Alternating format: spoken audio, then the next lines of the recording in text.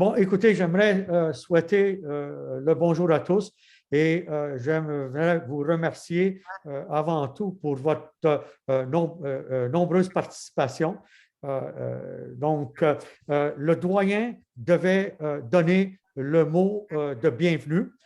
Il s'excuse. Il y a une réunion urgente dans le contexte qu'on connaît tous et il ne pourra pas venir vous donner le mot de la bienvenue. Par contre, il m'a demandé de vous lire un petit texte qu'il a préparé. Évidemment, c'était lui qui l'aurait donné cette présentation. Il aurait agrémenté les bouts du petit texte.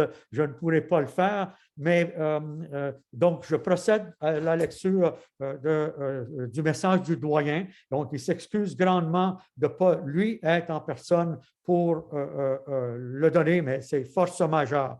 Donc, le doyen commence son petit message. Quel plaisir de se retrouver aujourd'hui pour cette nouvelle édition de la Journée scientifique ayant pour thème une seule santé.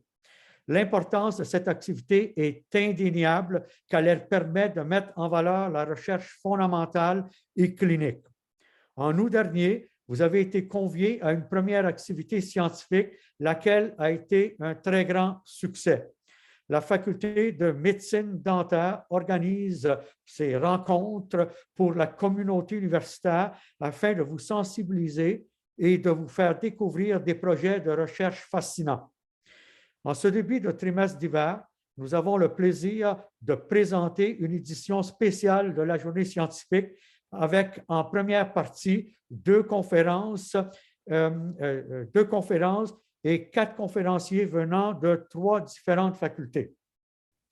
Les chiffres, 2 conférences et 4 conférenciers, parfait, des 3 différentes facultés. Je me retrouve. Il me fait plaisir d'accueillir un conférencier, une conférencière de la faculté de médecine vétérinaire. On vous remercie tous au nom du doyen et en mon nom personnel, et ainsi qu'une conférencière de la faculté des arts et sciences du département de psychologie. Avec eux et leurs recherches, on espère vous mobiliser à l'initiative Une seule santé, dans laquelle la faculté de médecine dentaire est appelée à jouer un rôle important. J'aimerais également vous rappeler que le thème d'une seule santé se retrouve parmi les priorités du nouveau plan stratégique de la recherche de l'université. À noter qu'il s'agit d'une priorité institutionnelle et faisant partie du plan stratégique du vice-rectorat à la recherche, donc je me duplique ici. Profitez de ces rendez-vous mensuels des dialogues sur la recherche pour découvrir des projets de chercheurs passionnants. Cette curiosité vous servira tout au long de votre carrière. Je tiens à remercier tous les participants et je vous souhaite une excellente journée scientifique. Shahrokh Esfandiari, doyen. Donc, nous pouvons passer maintenant au début de la présentation. Et donc, je remercie encore une fois tout le monde d'être présent, particulièrement les collègues de la faculté de médecine vétérinaire et de la faculté des arts et sciences. Je demanderai aux présentateurs de bien vouloir respecter le temps alloué à leur présentation, afin de permettre des périodes de questions. Nous avons prévu une période de questions après chaque présentation et vous pourrez aussi écrire vos questions dans le chat. Une petite surprise de dernière minute, et ceci s'adressant à nos étudiants particulièrement, afin d'encourager la participation de nos étudiants après chaque présentation faite, donc les présentations combinées ou les présentations des étudiants, le bloc.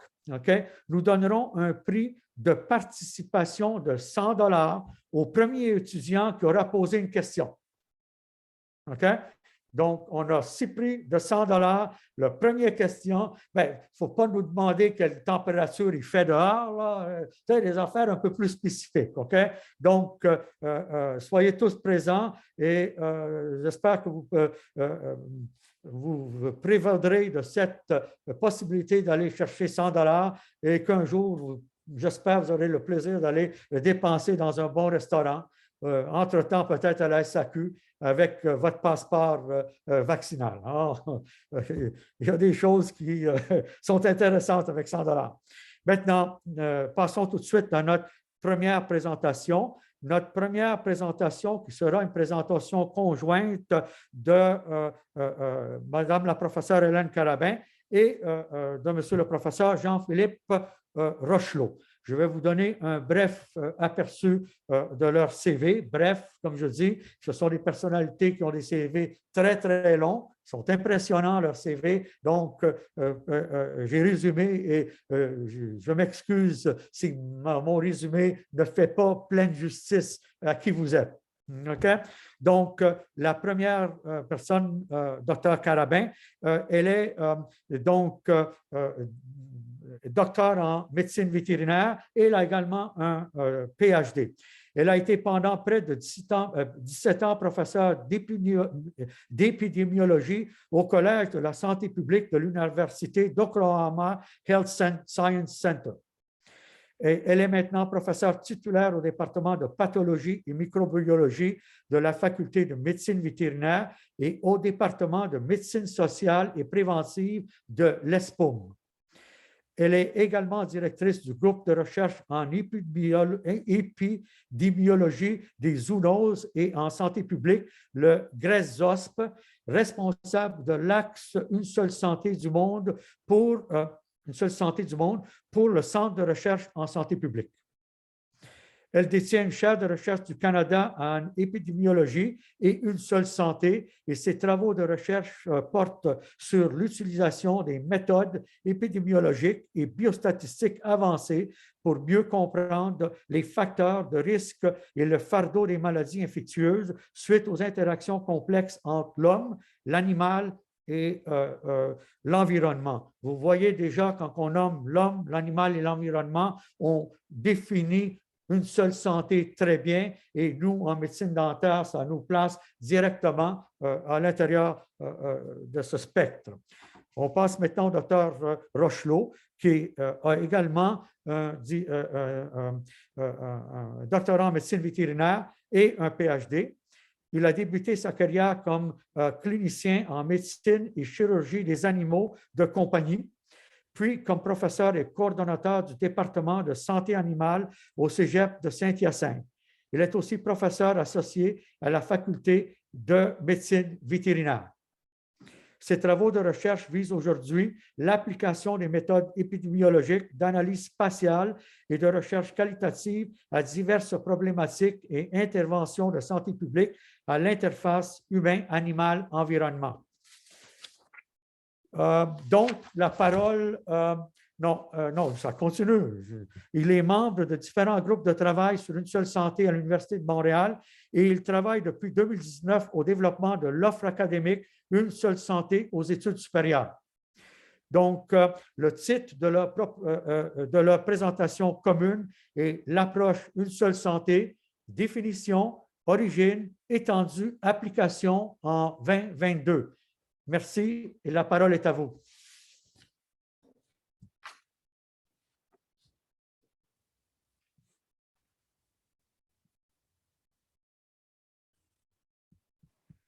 Voilà. Bonjour tout le monde. Est-ce que vous voyez bien mon écran?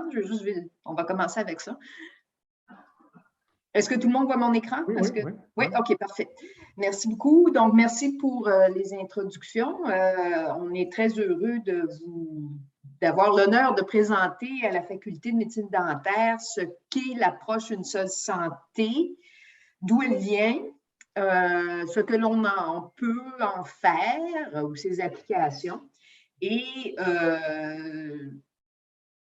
où on s'en va avec cette approche en 2022 et dans le futur. Donc, pour commencer, quelles sont les origines? Quand on regarde la littérature de différents organismes en ce qui a trait à l'approche Une seule santé, One Health en anglais, on nous parle principalement d'un certain Rudolf Virchow qui avait compris assez tôt qu'il y avait des similitudes entre l'homme, l'animal humain et les animaux d'autres espèces. Donc, il a été vraiment une des personnes qui a bien fait avancer la médecine comparée. Donc, ce qu'il notait à l'époque, c'est qu'il n'y a pas de barrière scientifique entre la médecine vétérinaire et la médecine humaine. Il ne devrait pas y en avoir. Les expériences de l'une doivent être utilisées pour développer le développement de l'autre. Donc, il avait vraiment compris qu'on ne peut pas fonctionner en silo, qu'on ne peut pas considérer l'humain comme étant une exception dans le monde animal, en termes de, en tout cas, physiologie, pathologie et compagnie, et qu'il fallait donc communiquer, échanger pour pouvoir avancer la santé de tous. Une autre personne importante dans l'histoire de l'approche d'une seule santé, c'est un Canadien, William Osler, qui a en fait travaillé à McGill, mais qui a aussi travaillé pendant un temps à la faculté vétérinaire en même temps. Et lui aussi disait principalement la même chose, puis plus ou moins à la même époque, c'est que la médecine vétérinaire et la médecine humaine se complètent et devraient être considérées comme une médecine. Donc, déjà à cette époque-là, il ne disait pas une santé, il disait une médecine, mais on n'est pas loin du principe d'une seule santé. Mais ces deux premiers médecins qui se sont penchés sur la chose, c'était très clinique. Leur vision d'une santé, une médecine, vraiment se concentrait principalement sur de la médecine comparée. La personne qui a vraiment donné à l'approche d'une seule santé, ou tout au moins son concept, une vision encore plus globale, c'est Calvin Schwabe, un Américain, qui en 1969 publiait un livre qui s'appelle Veterinary Medicine and Human Health. Et puis, dans ce livre, on voit vraiment jusqu'à quel point il parle de l'origine des maladies chez toutes les espèces, puis il commence à discuter des facteurs de risque qui peuvent provenir de l'environnement, qui peuvent provenir des comportements, qui peuvent provenir de la société. Donc, on voit vraiment que cette idée des trois éléments de une seule santé, l'environnement, l'humain et les animaux, a commencé à être mieux décrite par Calvin Schwabe dès 1969. Donc, ça, c'est ce qu'on voit principalement sur les sites ou les articles sur une seule santé. Là, je n'ai pas de diapo, mais pendant la Révolution française, Honoré Fragonard, qui était le frère du peintre, était lui médecin chirurgien. Et puis, c'est lui qui a fait les fameux écorchés, à savoir, c'était des corps d'animaux et d'humains qu'il desséchait pour comprendre leur anatomie. Ça a été un des premiers à vraiment faire de l'anatomie comparée. Et lors de la Révolution française, ils ont même voulu créer une école commune de médecine humaine et de médecine vétérinaire au Jardin des Plantes. Ça ne s'est jamais réalisé. Bon, c'était la Révolution, donc c'est un petit peu fou, là. Mais il y a eu cette idée qui était là dès la Révolution française. Puis même avant ça, en 1303, à Mirepoix, qui était une ville cathare dans le sud de la France, les parfaits cathares étaient végétariens. Alors, eux auraient bien voulu qu'il n'y ait plus de viande qui se vende à Mirepoix. Puis l'excuse, la raison qu'ils avaient donnée, c'était que c'était malsain de manger de la viande, c'était dangereux. Alors, les bouchers qui n'étaient pas heureux, eux, ont travaillé avec la ville pour développer un acte d'24 articles sur comment le métier de boucher devait être fait afin de limiter les risques alimentaires. Cette charte reconnaît les périls de la consommation de la viande, mais que ce n'est pas certain. Donc, il y a vraiment une notion de risque d'infection par les aliments. Il y a des notions économiques parce que ça permet aux bouchers de survivre, ça permet aux gens de manger de la viande. Mais ce que dit cette charte, c'est que tous les marchés et tous les animaux doivent être inspectés avant leur vente. Puis l'article 8 en particulier est vraiment intéressant. Ça dit on vendra donc du mouton, du bœuf et du porc, mais à une seule condition, que leur chair soit bonne, utile et non malade. Donc, c'est vraiment, vraiment intéressant cette charte parce que c'est déjà une notion, une seule santé assez importante parce que la salubrité des viandes est un des éléments clés de l'approche d'une seule santé. Bon, plus récemment, le terme « une seule santé », « One Health », a vraiment été adopté lors d'une réunion à New York en 2004, une réunion qui avait été organisée, entre autres, par l'American Veterinary Medical Association.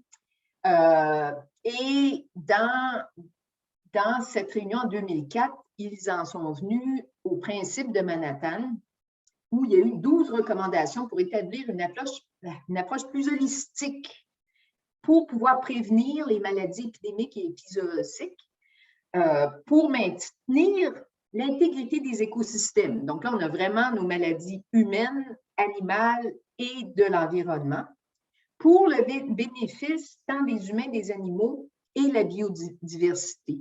Puis que ceci est essentiel à tous. Donc, c'est vraiment là où a été établie cette approche. Et la définition que l'Association américaine vétérinaire a donnée en 2008 d'une seule santé, c'est un effort collaboratif de multiples disciplines qui travaillent conjointement à l'échelle locale, nationale et internationale pour atteindre une santé optimale pour les êtres humains, les animaux et l'environnement. Donc, quels sont les champs d'application de l'approche d'une seule santé? Il y en a beaucoup. En fait, il y a 3 grandes catégories de santé pour tous. On a les maladies infectieuses transmissibles, on a les maladies non transmissibles, qu'on appelle souvent les maladies chroniques, et il y a la résistance aux antimicrobiens. Puis tous ces problèmes de santé, bien, ils affectent tant les humains que les espèces animales, que l'environnement, l'eau, les végétaux, les plantes, etc.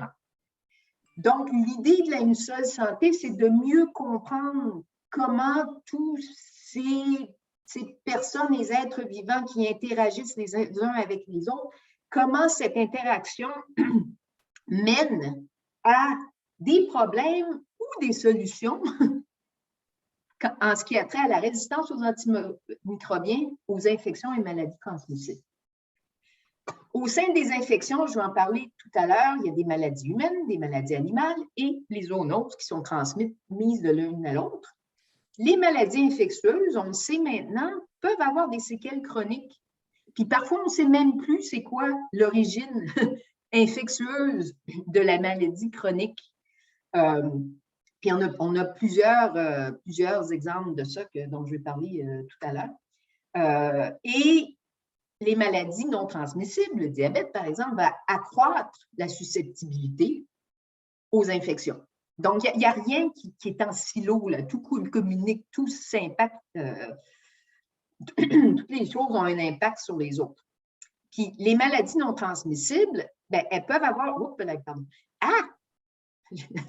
Elles peuvent avoir un impact sur la résistance aux antimicrobiens parce que les gens qui sont immunosupprimés vont moins combattre les microbes. Par conséquent, il peut y avoir un développement de résistance. Et il peut y avoir aussi les antimicrobiens eux-mêmes peuvent changer le microbiote qui peuvent avoir un impact sur les maladies non transmissibles. On sait qu'il y a un lien entre le microbiote et l'obésité, par exemple. La direction de la chose, ça, c'est moins certain, mais il y a quand même une association entre les deux. Et tous ces éléments-là, la résistance aux antimicrobiens, infections, maladies transmissibles, dépendent grandement des déterminants de la santé, de santé mentale et du milieu. Puis ça s'applique à toutes les espèces au moins animales. Maintenant, quand on en vient aux agents infectieux et aux zoonoses, donc les zoonoses, selon le guide tripartite pour la gestion des zoonoses, donc le tripartite, c'est la FAO, l'Organisation mondiale pour l'alimentation, l'OIE, l'Office international des épizooties, qui est l'équivalent de l'OMS pour les animaux, et l'OMS. Leur définition des zoonoses est la suivante, ce sont des maladies infectieuses qui peuvent se transmettre entre les animaux et les humains, mais pas nécessairement juste des animaux aux humains. Ça peut être des humains aux animaux. On a eu de nombreux exemples de la COVID dernièrement qui se transmet des humains à de très nombreuses espèces animales. Donc, ce n'est pas d'une seule direction, ça peut aller dans les deux directions. Puis, elles peuvent se propager dans la nourriture, l'eau, les aliments ou les vecteurs. Des zoonoses émergentes, alors ce sont des maladies zoonotiques qui sont dues à des agents pathogènes connus, mais qui ne s'est pas encore produit dans une zone géographique spécifique ou encore une espèce donnée dont la prévalence est en augmentation. Ou ça peut être un nouvel agent infectieux qu'on ne connaissait pas avant. Puis des zoonoses endémiques, bien, ce sont des maladies zoonotiques qui sont présentes en permanence dans une zone géographique. Puis ça, bien, il y en a beaucoup de celles-ci.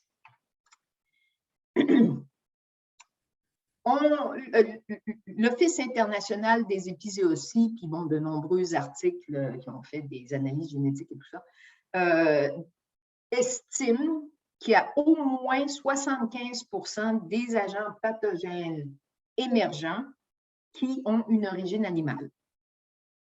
Et qu'environ 60% des maladies, des infections qui affectent les humains ont aussi une origine animale. Alors, c'est quand même beaucoup, là. Et honnêtement, on en découvre de plus en plus avec les nouvelles techniques génétiques, on se rend compte de plus en plus qu'il y a très, très peu d'agents infectieux qui sont seulement humains. L'humain est une seule espèce animale au sein de milliers de différentes espèces. Alors, les agents infectieux, eux, s'ils peuvent sauter d'une espèce à l'autre puis mieux se transmettre, ils vont en profiter.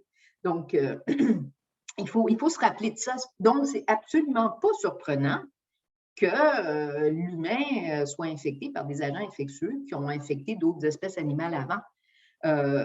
Entre espèces carnivores, c'est à peu près 90% des agents infectieux qui sont les mêmes. Bon, les agents infectieux, quand ça saute de l'animal à l'humain, il peut se passer différentes choses. Le premier stade, c'est que l'agent infectieux demeure seulement chez l'animal. Dans un deuxième stade, ça va passer de l'animal à l'humain. Alors, c'est le cas, par exemple, ici, de la rage. Je veux dire, ça va aller de certains animaux à l'humain, ça ne se transmet pas d'humain à humain, ou c'est excessivement rare, sauf en cas d'accident. Deuxième type de maladie en émergence, ou de maladie d'origine animale, ce seraient des agents infectieux qui vont aller d'un animal à l'humain directement et dans certains cas, il peut y avoir quelques éclosions d'humain à humain. Ça, c'est le cas de l'Ebola. Troisième type de maladie d'origine animale, c'est quand la maladie va passer d'un animal à l'humain, puis ensuite, il y avoir plusieurs cycles de transmission d'humain à humain. Ça, c'est le cas, par exemple, de la dent. Puis finalement, il y aurait un type d'agent infectieux où il y a eu une transmission, plusieurs transmissions des animaux aux humains, et l'agent infectieux s'est adapté très, très bien à se transmettre uniquement entre humains. Ça, c'est le cas du VIH, parce qu'il y a plusieurs instances où le SIV, la forme simienne, enfin la forme du singe du VIH, s'est transmise à l'humain dans plusieurs endroits en Afrique, puis éventuellement, le virus est adapté à se transmettre d'humain en humain. Donc, ça, c'est les différents types d'agents infectieux. Puis, il y en a de très nombreux exemples du stade 5. Ce qui est aussi intéressant, c'est que les facteurs qui sont associés à l'émergence des agents infectieux sont liés en très grande partie à l'environnement. Puis, cet environnement est influencé en grande partie par l'être humain. Alors, l'humain n'est pas une exception dans le règne animal, sauf pour son impact qu'il a sur son environnement, puis son habilité à vraiment chambouler complètement l'environnement, ce qui fait qu'on augmente les risques des maladies en émergence. Bon, je ne vais pas passer au travers de tous les éléments de cette figure, mais ce que ça nous dit, c'est que, bon, tout ce qui a trait à l'agriculture intensive, ça détruit les milieux naturels, ça détruit les écosystèmes, ce qui fait qu'on perd la biodiversité. Les animaux deviennent stressés, ils sont plus susceptibles eux-mêmes à acquérir des infections. Ils sont mis en contact plus étroit entre eux et avec des humains, parce qu'il y a beaucoup d'humains ensuite, il y a beaucoup d'humains qui se déplacent vers les banlieues, mais il y a aussi les villes qui s'étalent vers les milieux naturels. Donc, il y a de plus en plus de contacts, il y a de plus en plus de transmission. Évidemment, les changements climatiques font en sorte que tout ce qui est vecteur, survie des agents dans l'environnement change. Donc là, on est en train de retrouver au Canada des maladies transmises par les vecteurs qu'on n'avait pas avant. Par exemple, la maladie de Lyme, c'est quand même relativement récent, à cause des tiques qu'on n'avait pas avant. La pollution a aussi un impact sur les maladies infectieuses. Puis évidemment, bon, les marchés vivants, qui ne sont pas seulement en Chine d'ailleurs, il y en a en Afrique subsaharienne, il y en a dans de très nombreux pays à revenus limités. Donc, tous ces facteurs-là peuvent avoir un impact sur l'émergence des agents infectieux. Maintenant, comment est-ce que l'approche Une seule santé pourrait nous aider avec ces zoonoses en émergence? Bon, je sais que ces figures-là sont un peu compliquées, mais en gros, ce que ça dit, c'est que si on a des cas, enfin, un agent infectieux qui se transmet entre animaux de la faune, plus ces animaux de la faune sont mis en contact avec des animaux domestiques, il peut y avoir transmission. Puis s'il y a transmission aux animaux domestiques, l'agent infectieux risque de s'amplifier, de s'adapter à ces animaux domestiques, puis éventuellement se transmettre à l'être humain et s'adapter, comme on a vu tout à l'heure, à de plus en plus de transmission entre l'humain. Ce que peut faire l'approche Une seule santé, c'est premièrement, s'il y a des meilleurs systèmes de surveillance, tant chez les animaux de la faune que les animaux domestiques, et que l'information est échangée et partagée en différentes instances, on est peut-être capable de voir des mutations dans les différents agents infectieux, où on peut voir que certains agents infectieux qui n'infectaient pas certains animaux domestiques se retrouvent dans ces animaux-là. Et si on voit ça, on peut essayer d'arrêter la transmission tout de suite, puis d'éviter tous ces cas dans les animaux domestiques et éventuellement limiter la transmission vers l'homme. Puis je pense que, tu sais, ça a été publié en 2012, je pense qu'on a un exemple incroyable des conséquences sociétales, économiques et compagnie de la COVID. Puis c'est le premier cas, là, on a une chauve-souris, c'est le spillover vers probablement un autre animal, peut-être de la faune, peut-être autre, on n'est pas sûr, qui ensuite est allé chez l'humain. On aurait pu prévenir tout ça s'il y avait eu des meilleurs systèmes intégrés, Une seule santé. Bon, là, j'ai parlé des maladies en émergence, mais des zoonoses endémiques, il y en a aussi vraiment beaucoup. L'OMS en reconnaît plus de 200, mais il y en a beaucoup plus que ça. Ça, c'est seulement celles qui sont reconnues. Il faut aussi reconnaître que les maladies qui se transmettent entre animaux, elles ont des impacts majeurs sur la société. Donc, pas seulement sur les éleveurs qui vont perdre un revenu, mais aussi sur les chaînes alimentaires. Puis ça, on l'a vu encore une fois avec la COVID, quoique là, on parlait d'une maladie humaine, mais si les chaînes de production sont chamboulées, là, toute notre société fonctionne basée sur l'alimentation, des systèmes alimentaires qui sont bien organisés, puis ensuite qui se retrouvent dans nos assiettes. Mais si les animaux sont malades, on va avoir des problèmes d'alimentation, puis pour nous, mais aussi pour nos chiens et nos chats. L'autre chose qu'il faut réaliser, c'est qu'on estime qu'il y a environ 600 millions de personnes dans le monde qui sont directement dépendantes d'animaux de la ferme pour survivre. Et puis, dans certaines populations, c'est jusqu'à 70% de la population qui dépend directement des animaux de la ferme. Donc, les animaux de la ferme font partie de notre société, puis il ne faut pas l'oublier. Alors, les infections peuvent aussi causer des maladies, entre guillemets, non transmissibles. Alors, ici, je vous donne 2 exemples. Là, je ne m'attends pas à ce que vous regardiez les détails, mais c'est des méta-analyses qui ont été faites. Alors, la figure sur la gauche regarde l'association entre la schizophrénie et les problèmes bipolaires et 2 agents parasitaires qui infectent le cerveau, la toxoplasmose et Toxocara. Toxocara, c'est le ver rond des chiens, puis la toxoplasmose, c'est un protozoaire, c'est le chat qui est l'hôte définitif, mais l'humain l'attrape surtout en mangeant de la viande mal cuite. Donc, ces parasites-là vont dans le cerveau, puis peuvent affecter la santé mentale.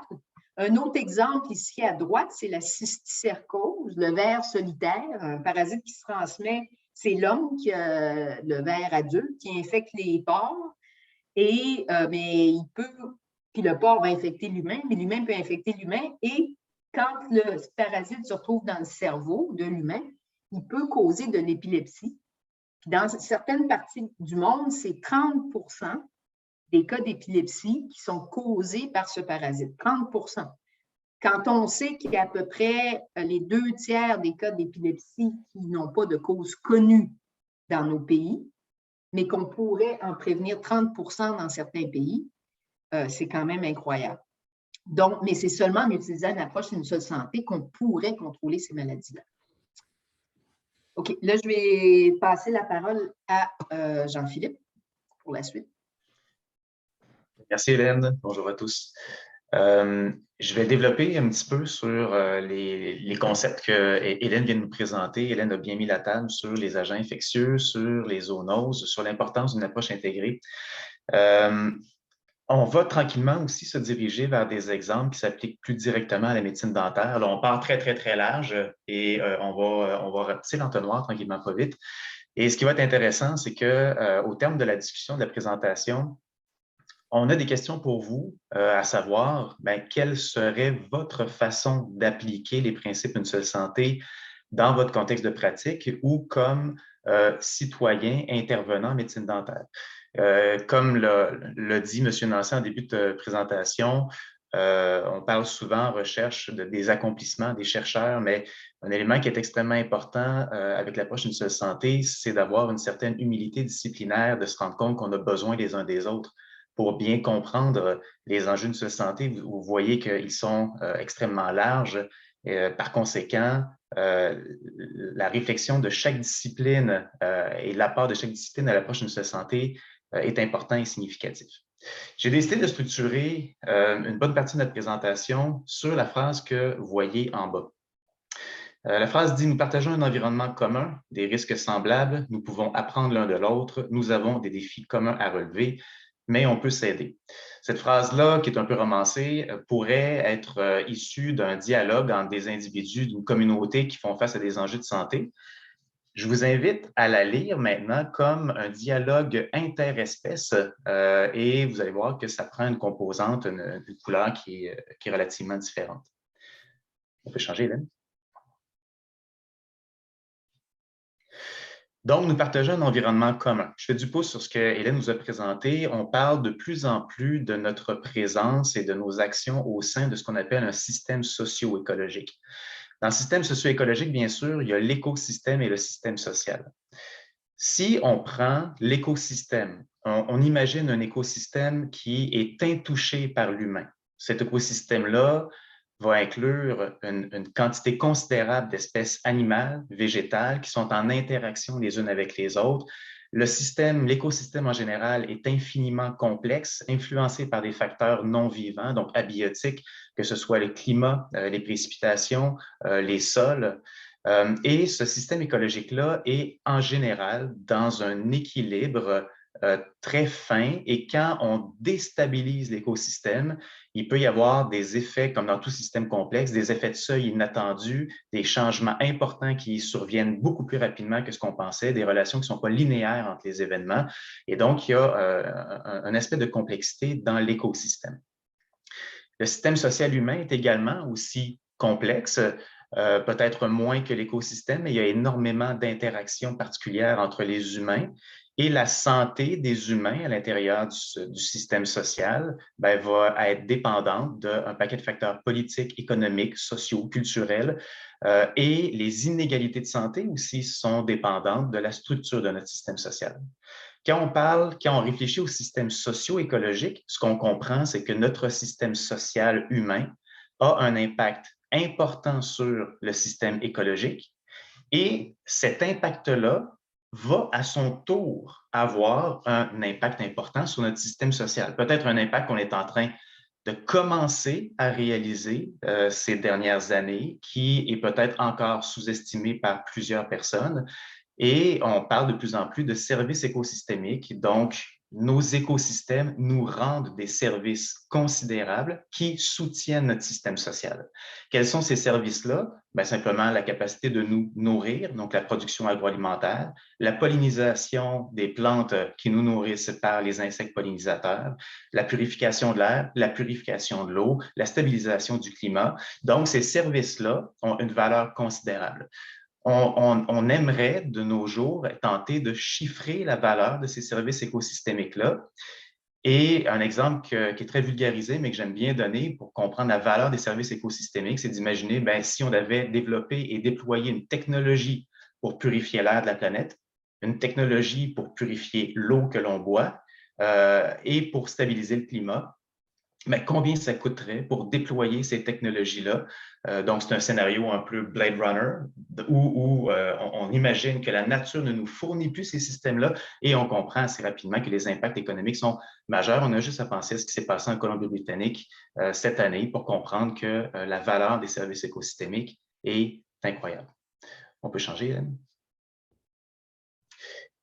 Donc, nous partageons un environnement commun, et au sein de cet environnement-là, nous partageons, les différents humains et les différentes espèces animales, des risques infectieux semblables. Et là, je déborde un peu du thème de la zoonose que Hélène vous a présenté. Parce que oui, effectivement, les zoonoses sont transmissibles entre les humains et les animaux. Mais les animaux sont également victimes de zoonoses. Je vais vous donner donc 3 exemples de ça assez concrets et applicables en Amérique du Nord.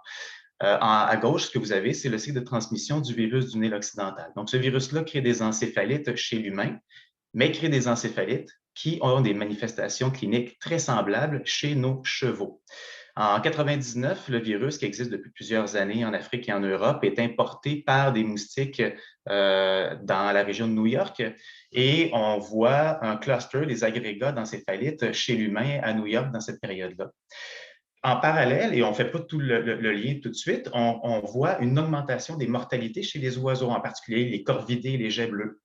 Et à un moment donné, on découvre également au zoo de New York qu'il y a certains oiseaux exotiques du zoo qui sont affectés. Et on commence à tester tout ce beau monde-là, et on découvre qu'on a un nouveau virus, un flavivirus, qui s'apparente à l'encéphalite de Saint-Louis, mais ce n'est pas la même chose. Et on comprend que les oiseaux qui meurent, les humains qui ont des encéphalites, mais également dans certaines régions, des chevaux qui présentent des encéphalites sont victimes de ce virus-là.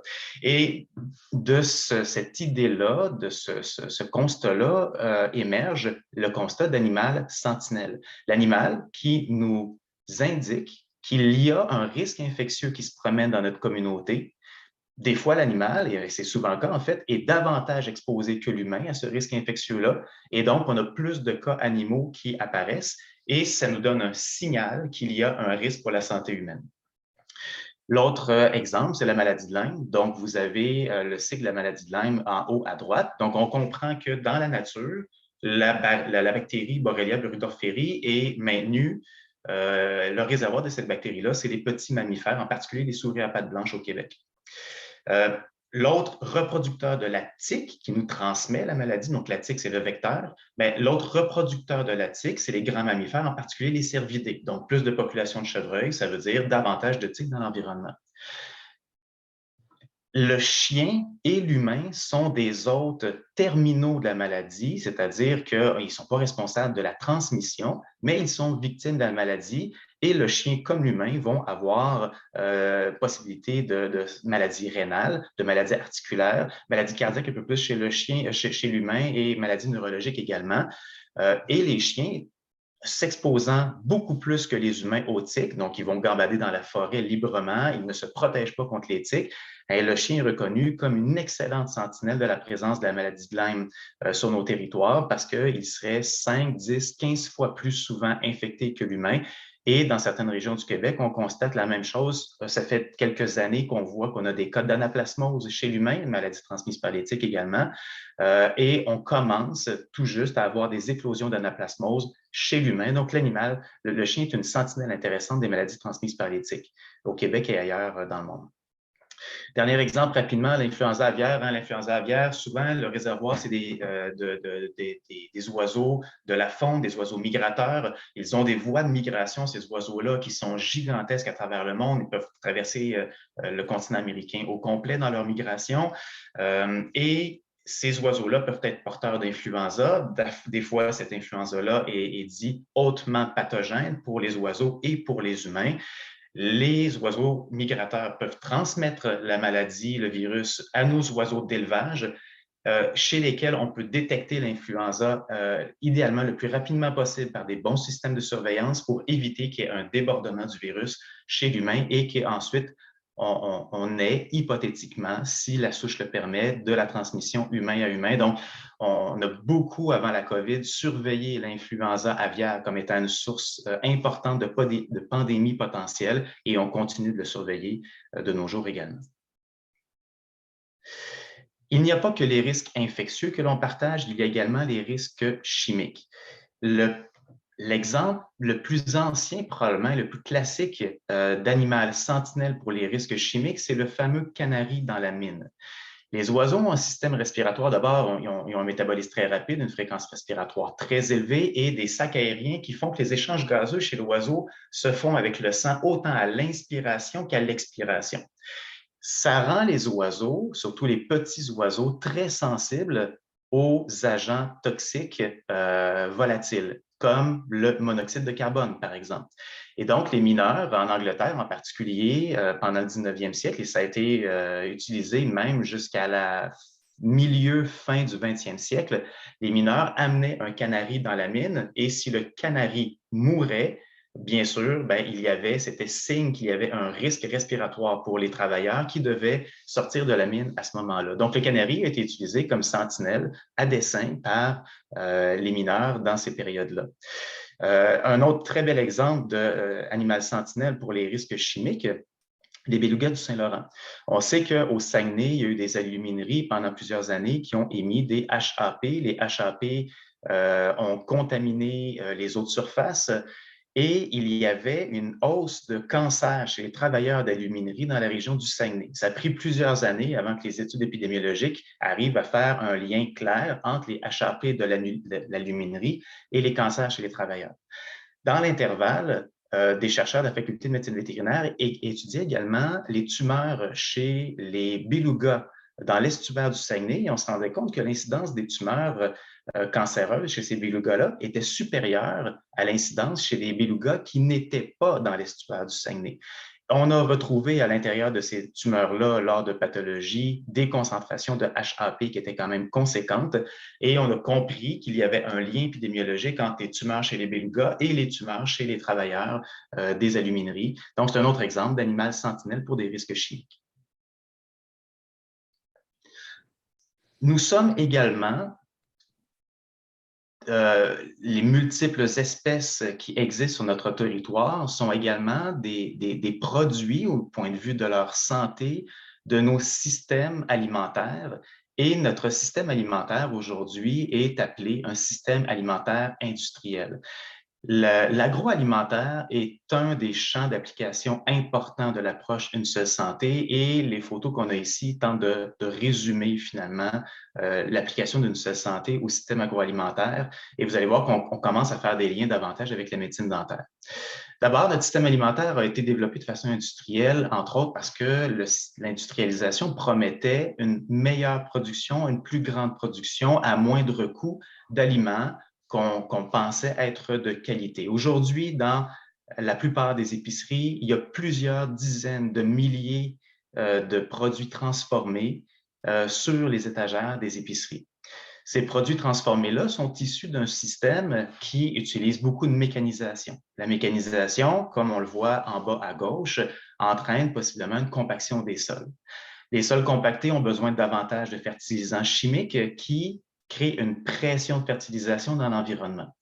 Également, on va utiliser des semences. On a dans les dernières années modifié génétiquement des semences de façon à ce qu'on puisse traiter les sols avec des pesticides de synthèse, pesticides qui peuvent partir par l'eau de ruissellement dans l'environnement et affecter les espèces sauvages et les travailleurs et les habitants qui sont dans ces régions-là. C'est encore à démontrer de façon parfaitement concluante, mais il y a de plus en plus d'évidences scientifiques comme quoi il y aurait des impacts de santé de l'utilisation de ces pesticides. Le système industriel impose également une pression de production et des densités d'animaux importantes, ce qui peut favoriser la transmission d'agents infectieux, ce qui augmente la nécessité d'utiliser des antibiotiques en production et qui peut générer des enjeux de bien-être animal également. À terme, nous avons un système qui, malgré ses intentions, va avoir des concentrations de gras et de sucre trop élevées. On va avoir, lorsque couplé à la sédentarité, une augmentation de l'obésité chez l'humain, une augmentation de la carie dentaire, une augmentation du diabète de type 2, etc. En parallèle, on observe également une même tendance, par exemple, chez les chats domestiques, augmentation de l'obésité chez les chats, augmentation du diabète de type 2 chez les chats. Donc, on voit qu'on a encore ici une intégration de la santé animale, du bien-être animal également, de la santé humaine, de la santé végétale, de la santé des sols, de la santé de nos cours d'eau.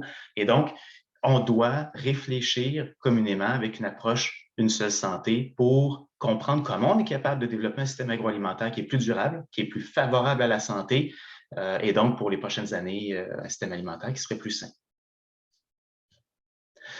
Donc, la diapo que vous voyez ici résume ce que je viens de dire dans les dernières diapositives. Les facteurs environnementaux affectent toutes les espèces vivantes, qu'on parle de contamination de l'eau, de qualité nutritionnelle, de déversement de produits chimiques dans l'environnement, la pollution de l'air, les agents infectieux, les métaux lourds ou les stresseurs sociaux comme les fortes densités de population, ça affecte toutes les espèces.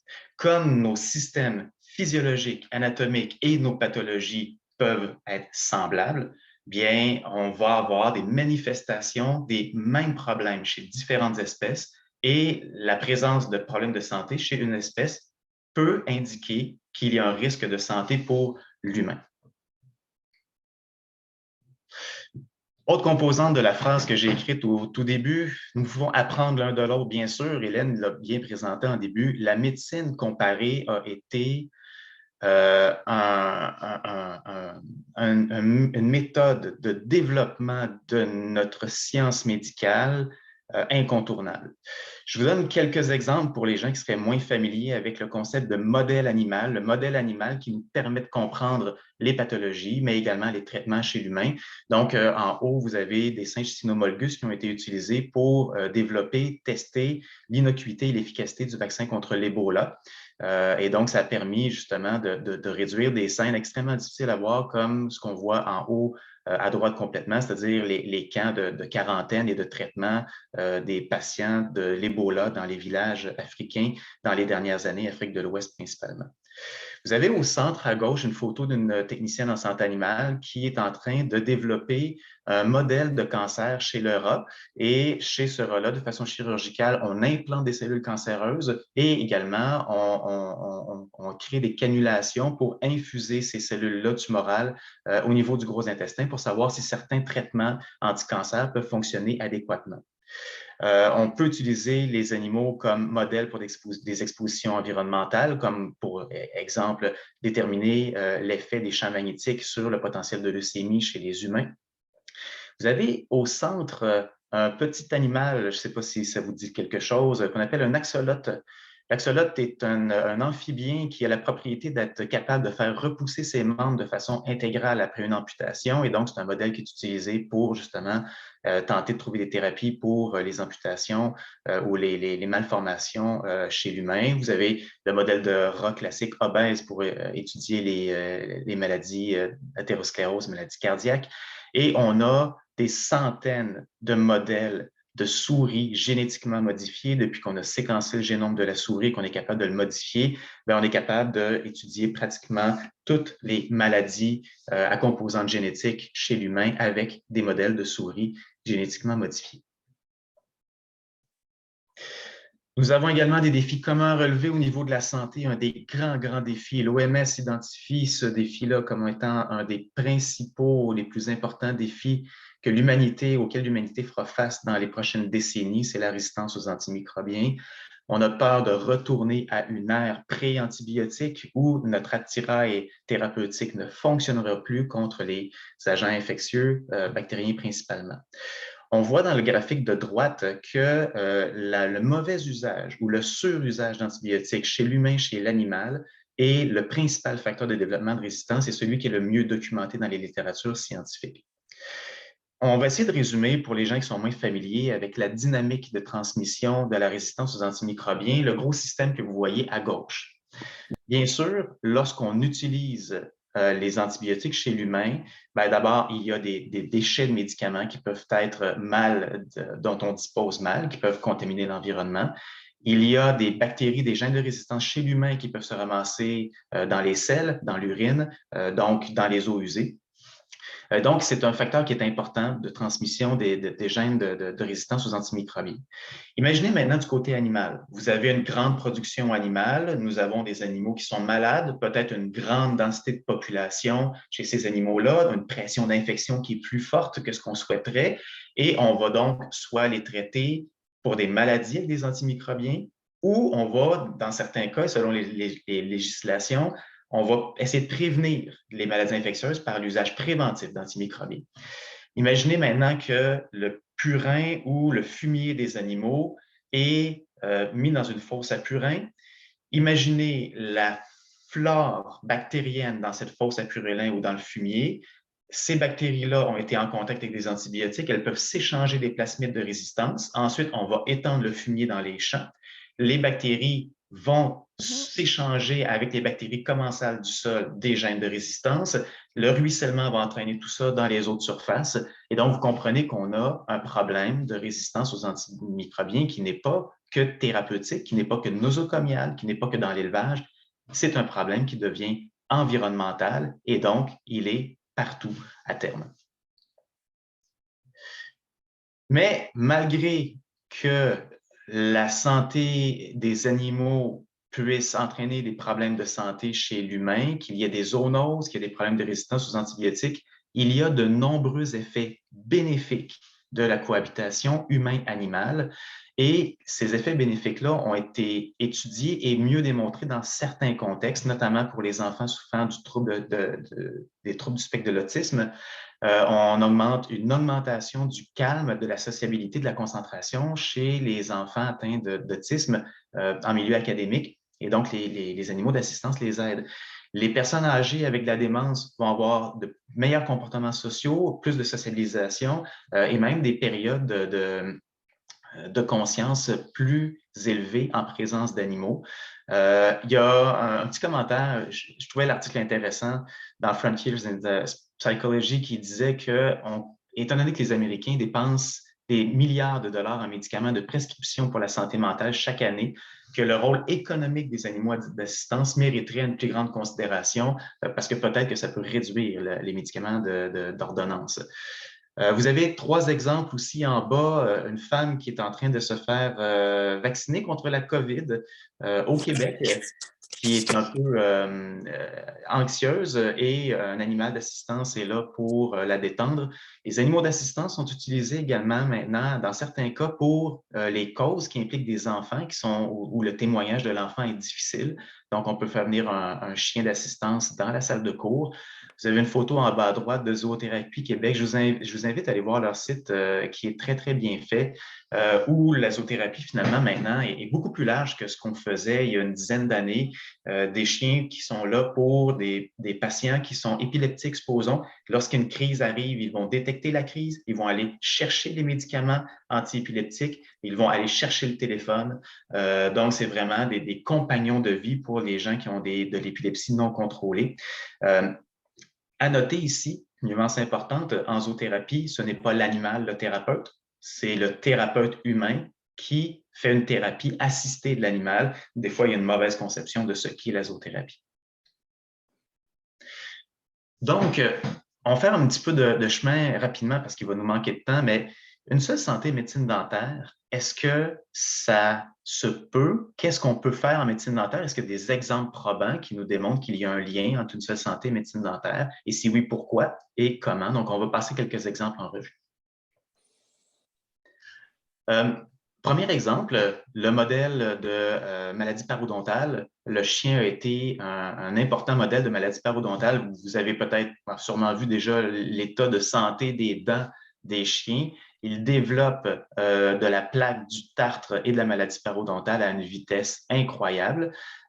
Donc, c'est des animaux qui peuvent être facilement utilisés pour faire des études rapides sur le développement, sur les caractéristiques histopathologiques de la maladie et également sur des approches thérapeutiques comme la reconstruction gingivale et des structures parodontales.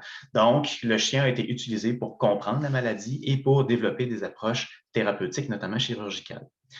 Il y a des cancers chez le chat, des cancers oraux en particulier, qui ressemblent énormément à des cancers oraux chez l'humain. Et d'ailleurs, le chat développe spontanément des tumeurs orales lorsqu'en contact avec la fumée du tabac. Et donc, on peut l'utiliser comme modèle spontané. Donc, là, on n'est pas dans un contexte de laboratoire. C'est un modèle spontané de développement de tumeurs orales, notamment les épithéliomas spinocellulaires. Et donc, les approches thérapeutiques chez le chat vont ressembler aux approches thérapeutiques chez l'humain. Il y a également des lésions extrêmement fréquentes chez le chat qui sont les lésions résorptives cervicales, donc au niveau du collet de la dent. C'est extrêmement fréquent chez les chats. Avant, on les appelait les lésions odontoclastiques félines. C'est un terme qui a passé son temps. Mais le modèle de développement de cette pathologie-là chez le chat pourrait être intéressant d'après certains auteurs pour étudier des pathologies semblables qui apparaissent chez l'humain. Bien sûr, l'enjeu de la résistance aux antimicrobiens, vous le connaissez, il s'applique à la pratique de la médecine dentaire aussi. Et lorsqu'on comprend la complexité de la dynamique d'échange des gènes de résistance entre les bactéries, on comprend mieux comment la médecine vétérinaire et la médecine dentaire vivent les mêmes difficultés et vont avoir les mêmes défis dans les prochaines années pour la thérapie par antimicrobiens. Un autre article, c'est Hélène qui a trouvé ces 2 articles-là qui sont extrêmement intéressants, qui nous permettent d'avoir une grande compréhension du phénomène de résistance aux antimicrobiens, mais par des approches complètement détournées. Je vous touche un mot rapide de l'étude de gauche. Ils ont découvert, les chercheurs, ils avaient accès à des crânes d'ours qui avaient été chassés en Suède pendant des décennies, là, de 1900 à 2010 environ. Et le tartre dentaire dans les crânes d'ours pouvait être prélevé, nettoyé, et ils pouvaient, à l'intérieur du tartre, aller chercher les patrons de gènes de résistance aux antimicrobiens. Et ils ont constaté que dans l'ère pré-antibiotique, le tartre chez l'ours présentait un patron de gène de résistance qui était conforme à ce qu'on retrouve dans une nature qui a été intouchée par l'humain. Au fur et à mesure que l'utilisation des antibiotiques croît avec les années, à partir des années 1950-60, la charge de gènes de résistance dans le tartre des ours en nature augmente et la diversité des gènes de résistance augmente également avec le temps. Donc, on est capable de faire un corrélaire, même en Suède, à partir des années 80, il y avait déjà une réglementation assez sévère sur l'usage des antibiotiques. Et on voit dans le graphique du haut que l'usage des antibiotiques chute drastiquement chez les animaux à partir de 1980 et chute également légèrement chez l'humain. Et on observe une chute également dans la charge de gènes de résistance dans le tartre des ours en pleine nature. Et ça suggère que ces gènes de résistance-là ont diffusé dans les milieux naturels avec les années et que c'est corrélé avec notre utilisation des antibiotiques. Enfin, dernière étude, on comprend que les gènes de résistance se transmettent entre nos animaux domestiques et nous, finalement, les humains, et on est capable de détecter cette transmission-là en analysant la plaque dentaire chez les animaux et chez l'humain. Il y a 50 à 80 des gens, selon les cultures, qui dorment avec leurs animaux ou pour lesquels les animaux restent sur le lit pendant la nuit. Et il y a à peu près 45 des gens dans cette étude-là qui se laissaient lécher le visage par leurs animaux. Ils ont constaté que les patrons de gènes de résistance étaient hautement compatibles. En fait, même dans 70 il y avait 100 de compatibilité entre les patrons de gènes de résistance chez le chien et chez le propriétaire. Cette concordance-là était supérieure entre le propriétaire et son chien, des fois même entre les habitants d'une même maison. Et les patrons de gènes de résistance étaient très différents chez les chiens qui habitaient avec des humains et chez les chiens qui avaient été prélevés dans des refuges. Et donc, on voit l'influence que la cohabitation humain-animal a sur la transmission de gènes de résistance, et ça, on le détecte dans la plaque dentaire. Enfin, les animaux d'assistance, ce n'est pas encore très bien étudié, très bien démontré, mais comme les animaux d'assistance ont des effets bénéfiques dans différents contextes, bien, on s'intéresse de plus en plus aux effets positifs qu'un animal d'assistance pourrait avoir sur l'anxiété, supposons, des enfants qui viennent consulter en médecine dentaire. Il y a toutes sortes d'enjeux de rentrer un chien d'assistance dans une clinique dentaire. Donc, c'est une question qui n'est pas simple à régler, mais il y a plusieurs chercheurs qui s'y intéressent grandement ces années-ci. Puis peut-être une petite note avant de terminer, de laisser la parole à Hélène. Il y a des études qui ont même démontré que le fameux aquarium dans le cabinet du dentiste avait un effet psychologique réel sur les patients et qu'ils abordaient leur traitement de médecine dentaire plus détendu lorsque l'aquarium était là. Donc, ce n'est pas juste dans Nemo que c'est intéressant, l'aquarium en médecine dentaire, mais dans la vraie vie, ça peut l'être aussi.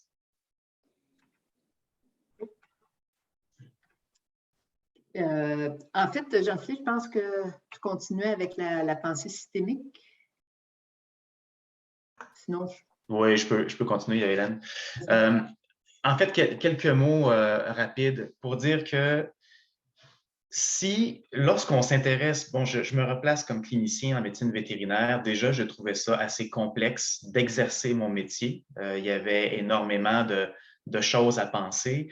Mais c'est sûr que quand on commence à assembler les enjeux chez chacune des espèces animales, ça devient de plus en plus complexe. Et donc, on doit gérer la complexité. Une seule santé, c'est une science de complexité. On peut passer, Hélène?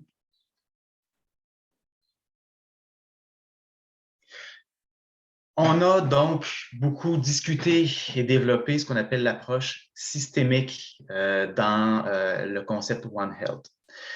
Ça veut dire quoi l'approche systémique? C'est de comprendre que nous faisons partie d'un système et que toutes les autres composantes du système ont une influence sur ce qu'on fait.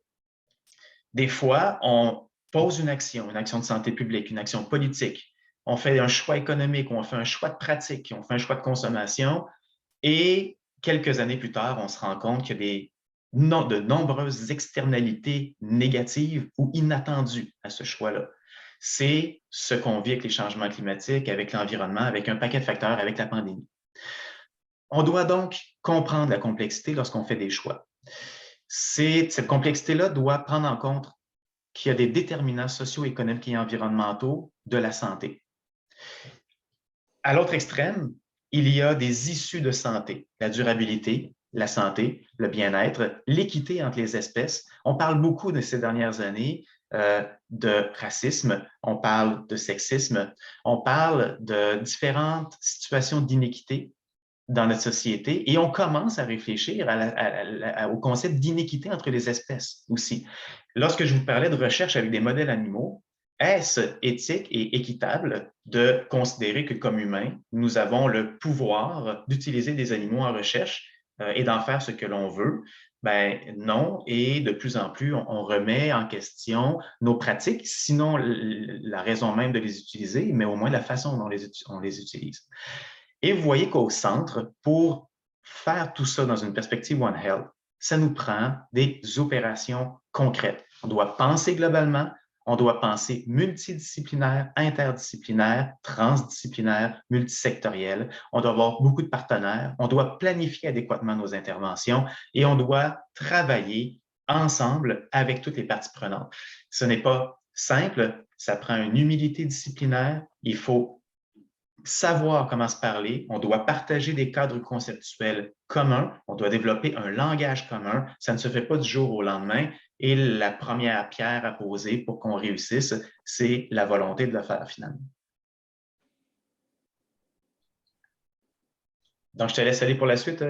Oui, je vais prendre ici. Donc, pour suivre ce que Jean-Philippe vient juste de dire, en fait, une des première chose que j'ai eu l'occasion de faire quand je suis revenue au Canada, c'est de créer avec des collègues partout au Canada un réseau, une seule santé sur la gouvernance des maladies infectieuses et de l'antibiorésistance.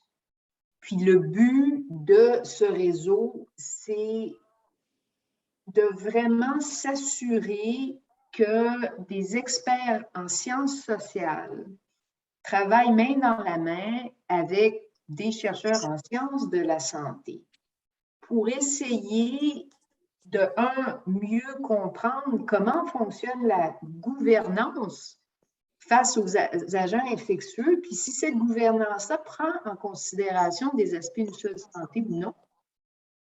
Et aussi de commencer à voir comment on peut faciliter ces échanges, ces communications, parce qu'évidemment, quand on a quelqu'un qui est très en sciences médicales, qui essaie de comprendre les travaux d'une anthropologue, parfois c'est difficile parce qu'on ne parle pas du tout la même langue, on n'a pas les mêmes approches, mais les approches scientifiques demeurent les mêmes. Donc, on essaie vraiment à travers de ce réseau de faire des liens aussi avec différentes parties prenantes pour mieux comprendre comment les décisions se prennent et comment on pourrait améliorer la gouvernance et convaincre différentes instances ou plutôt collaborer avec différentes instances pour que les choses se fassent plus avec une vision, une seule santé. Donc, on ne regarde pas juste les problèmes de santé publique seulement avec des gens de santé publique, puis peut-être même des gens de santé humaine, mais qu'on pense, ah oui, bien peut-être qu'on peut apprendre d'autres disciplines et travailler ensemble. Donc, un petit peu dans le même état d'esprit, la pandémie, avec tous ses désavantages, toutes ses difficultés, si elle a eu un bon impact, ça a été de forcer de nombreuses instances, tant gouvernementales qu'autres, d'apprendre ce qu'est l'approche d'une seule santé et d'apprendre ce que sont les zoonoses. Je pense que ça a vraiment été, on a vu dans les journaux, on a vu au niveau mondial plein de discussions au sujet de cette approche suite à la pandémie.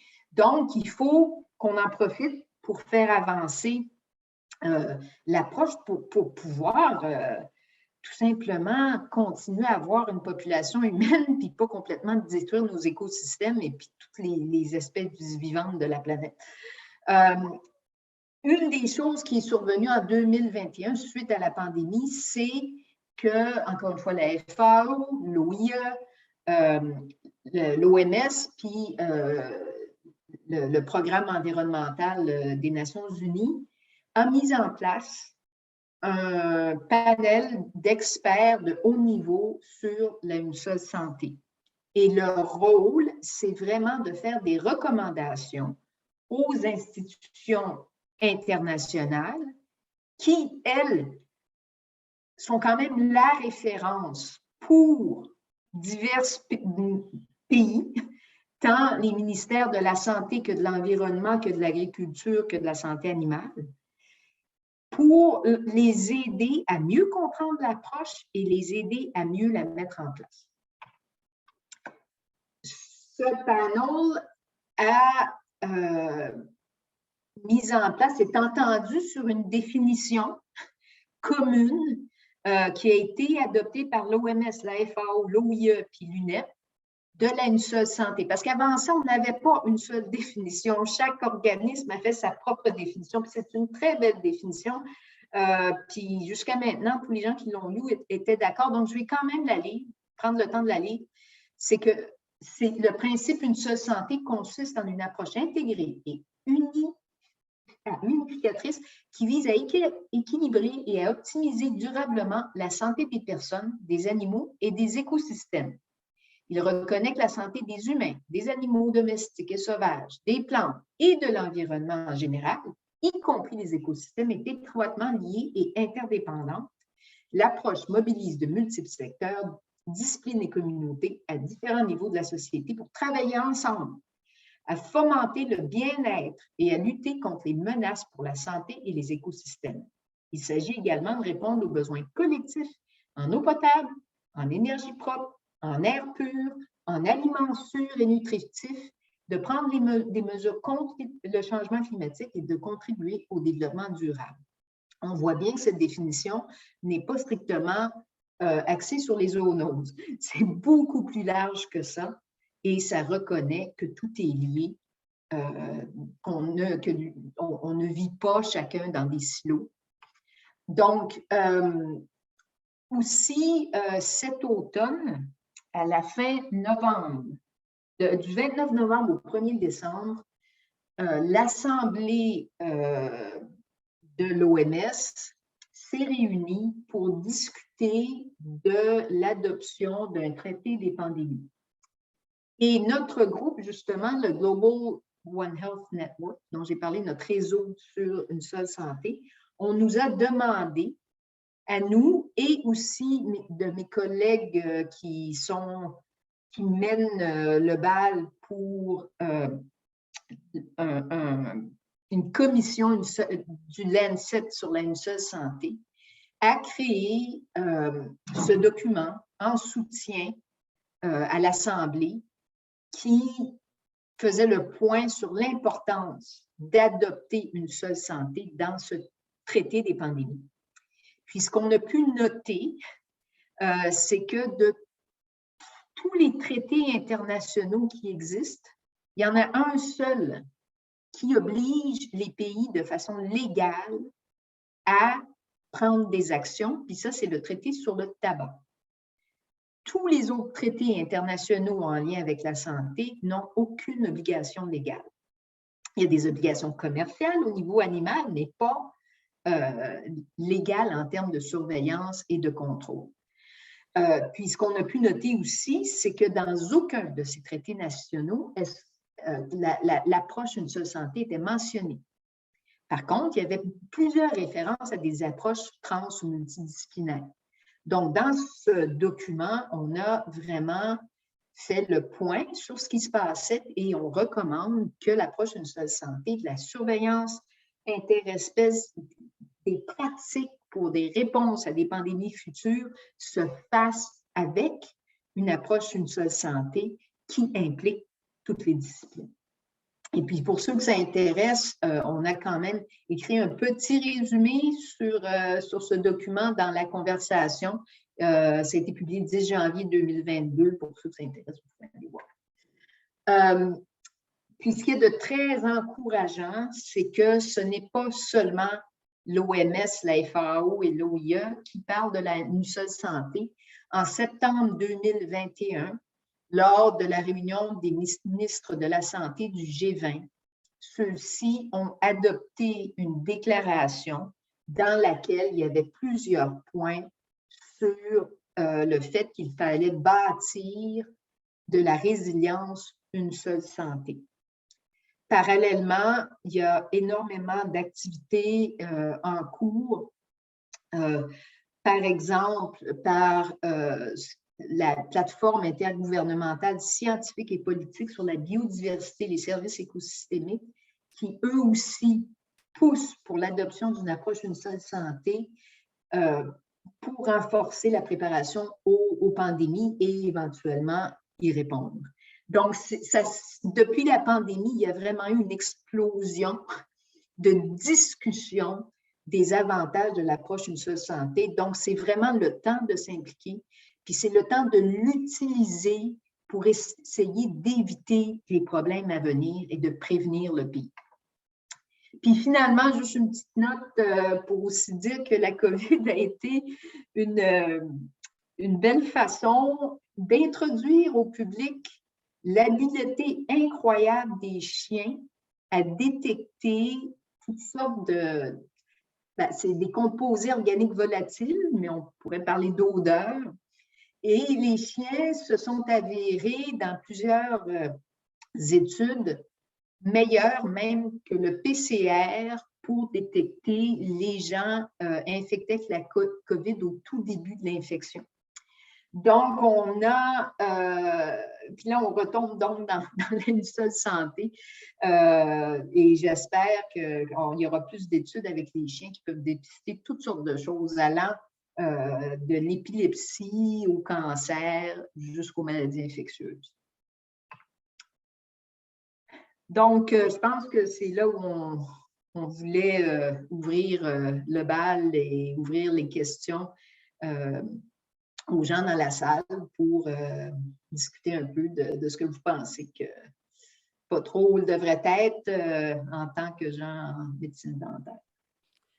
Eh bien, j'aimerais vous remercier, Dr. Carabin et Dr. Rochelot, pour votre compréhensive présentation et qui nous montre plusieurs endroits où la faculté de médecine dentaire peut intervenir. Et la prochaine présentation va également être un exemple de ce que médecine dentaire fait avec art et sciences, avec musique,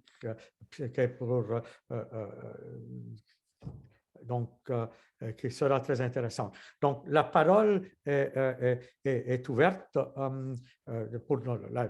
pour les questions, donc pour tout le monde. Moi, je vais simplement dire que j'ai trouvé le nom de mon prochain chien. Je vais l'appeler PCR. Donc, mais ça pourrait aider à un moment donné. Ça pourrait être utile. Donc, écoutez, je vous rappelle que le premier étudiant qui lève la main, qui pose une question pertinente, OK, se méritera 100 $. Et donc, les questions, les portes sont ouvertes pour les questions. Rima? J'ai vu dans le chat qu'il y avait Sim Carbotli qui avait, et je pense que maintenant, la personne a sa main levée. Et ensuite, il y a Cérine qui lui avait une question. OK. Oui, bien en fait, ma question, elle est écrite dans le chat, mais c'était juste pour savoir, pour un même agent pathogène, est-ce que l'humain serait plus vulnérable à l'agent pathogène par rapport à l'espèce duquel il est l'origine et vice-versa? Si l'agent pathogène origine de l'homme et ça se transmet aux animaux, est-ce que ça serait plus, les animaux seraient plus vulnérables? Oui, c'est une question intéressante. En fait, des transmissions d'agents pathogènes, il y en a constamment. On est bombardé par des agents pathogènes tout le temps. On a des agents pathogènes dans le nez, dans la bouche, sur la peau, un peu partout. Puis il y en a qui sont plus ou moins... on a des agents infectieux, je ne devrais pas dire pathogènes, infectieux. Et parfois, effectivement, il y a des agents infectieux qui vont se transmettre d'une espèce à l'autre.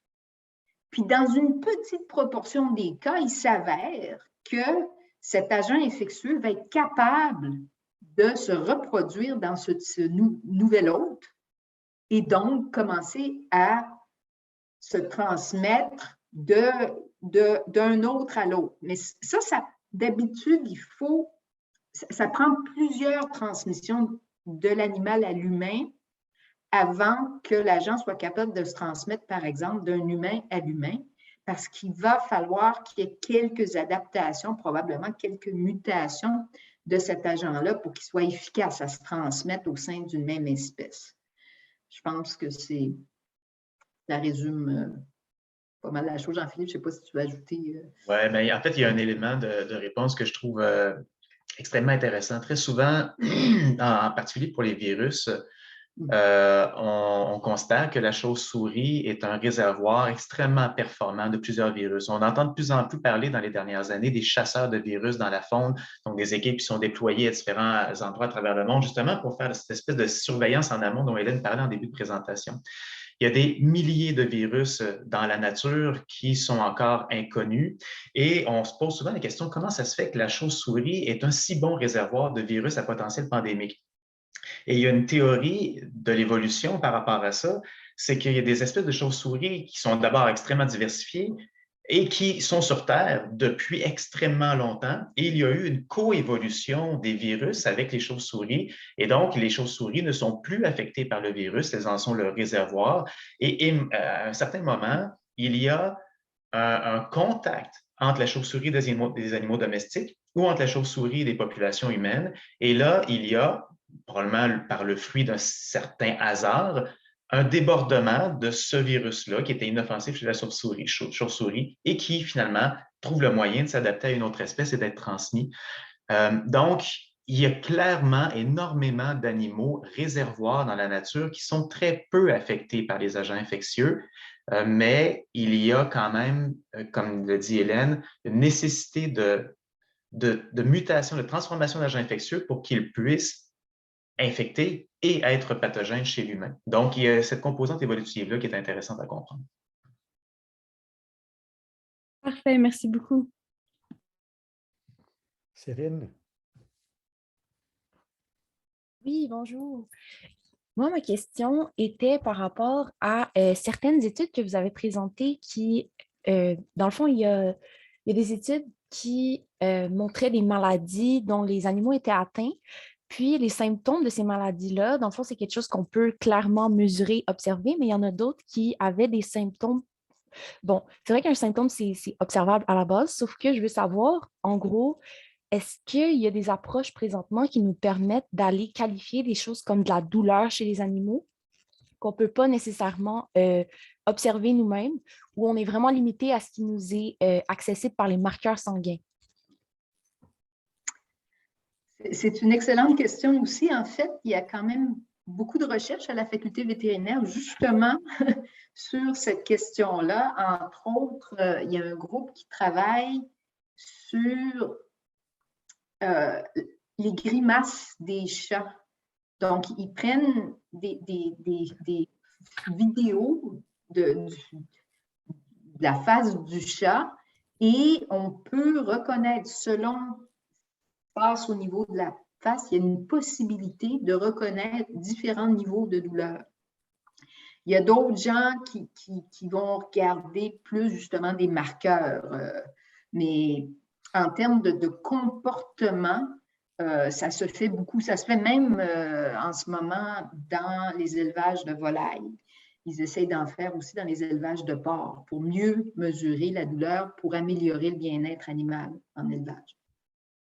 Oui, tout à fait. Je seconde ce qu'Hélène dit là-dessus. Puis, souvent, on va observer la médecine vétérinaire comme étant une forme de pédiatrie, c'est-à-dire que le patient ne parle pas, mais il nous donne des signes. Si on est attentif aux signes, c'est très facile. Et même dans les suivis de douleur post-opératoire, on a des chartes pour donner un score objectif de la douleur, notamment basé sur les échelles de grimaces dont Hélène parle. Puis on en a pour les souris, les rats, les lapins en laboratoire. On en a pour les chats, les chiens.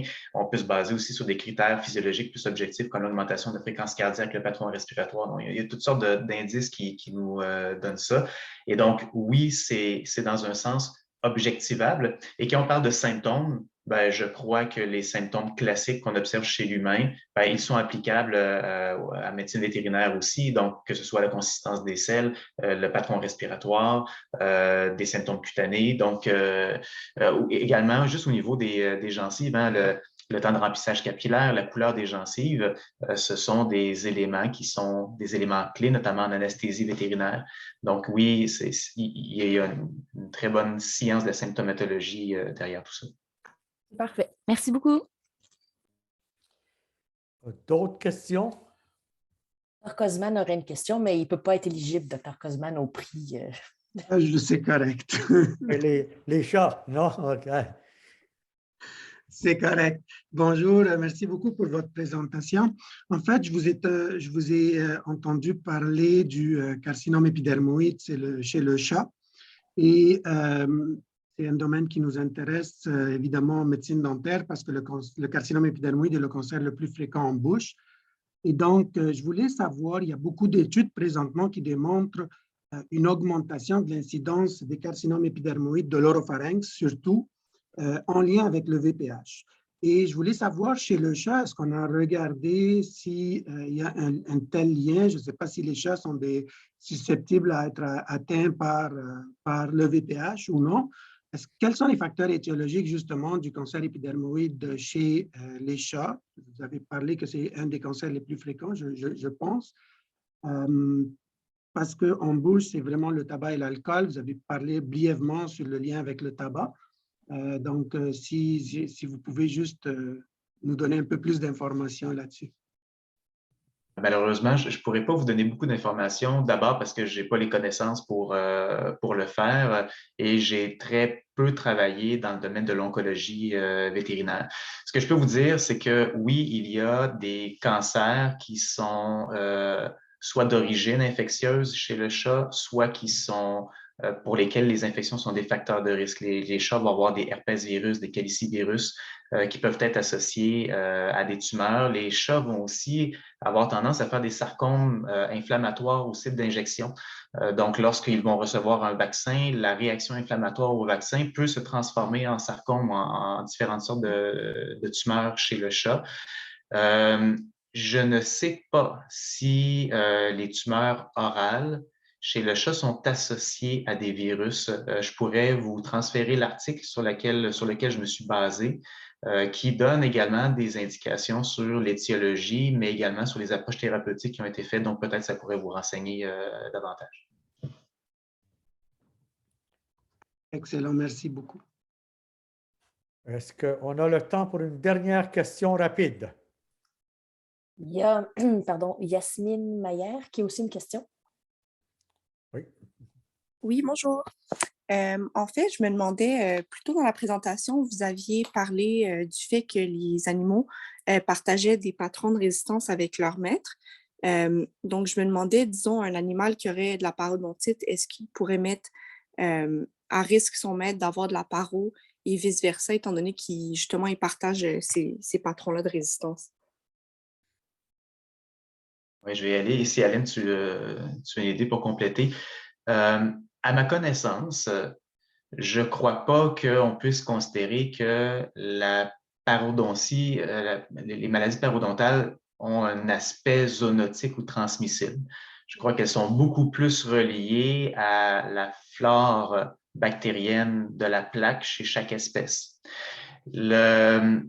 Ce sont vraiment les gènes de résistance aux antimicrobiens qui ont tendance à être transmis d'une espèce à l'autre. Donc, c'est-à-dire qu'on a deux flores qui sont relativement indépendantes dans la bouche ou la gueule de la personne ou de l'animal. Et il peut y avoir soit transmission par plasmide, soit par contact direct entre les bactéries. Et à ce moment-là, le fait que, oui, il y a certainement une transmission bactérienne entre le propriétaire et son maître. Et on a vu ça dans le cas du staphylocoque résistant à la méticilline. Il y a des propriétaires qui ont, après le traitement de leur chien, a été écouvillonné et ils avaient du staphylocoque résistant à la méticilline. Et le chemin inverse aussi a été noté dans les foyers. Donc, un humain traité et qui va transférer des bactéries résistantes au chien. Mais est-ce que vraiment la maladie parodontale elle, être transmise, je ne croirais pas, je n'en suis pas sûr, mais je ne croirais pas. Ce sont plutôt les gènes de résistance qui sont échangés par le léchage, par les contacts étroits quotidiens. Donc, c'est plus comme ça que je le verrais. Oui, en fait, je n'ai pas de réponse non plus, mais ce qui pourrait être intéressant, mais qui, à ma connaissance, n'a pas été fait, ce sont des études où on comparerait le microbiote oral des propriétaires et de leurs animaux de compagnie et de voir s'il y a des similitudes qui, indirectement, pourraient avoir un lien avec cette question-là. On avait en fait essayé de faire ça au Burkina Faso, où on voulait mesurer le microbiote intestinal, cette fois des humains et de leur porc. Pourquoi? Parce que pendant la saison humide, la saison des pluies, c'est les humains qui nourrissent les porcs. Alors, on voulait savoir jusqu'à quel point le microbiote changeait chez le porc de façon semblable à chez l'humain, dépendamment des saisons. Mais malheureusement, on n'a pas été capable d'importer les échantillons de porc aux États-Unis pour faire des analyses. On a pu importer les échantillons humains, mais l'agriculture a absolument bloqué l'importation. Fait qu'on n'a jamais pu faire l'analyse, ce qui est très triste. Mais c'est comme ça. Bon, écoutez, on a atteint notre fin pour cette première partie. Donc, je vous remercie à nouveau et je prends note qu'il y a une possibilité intéressante de comparer les microbiotes entre certains animaux et les humains. Et je pense que les collègues de la faculté pourraient certes être de bons collaborateurs avec vous. Donc, on espère peut-être mettre sur papier quelque chose ensemble qu'on pourrait explorer. Donc, merci à nouveau.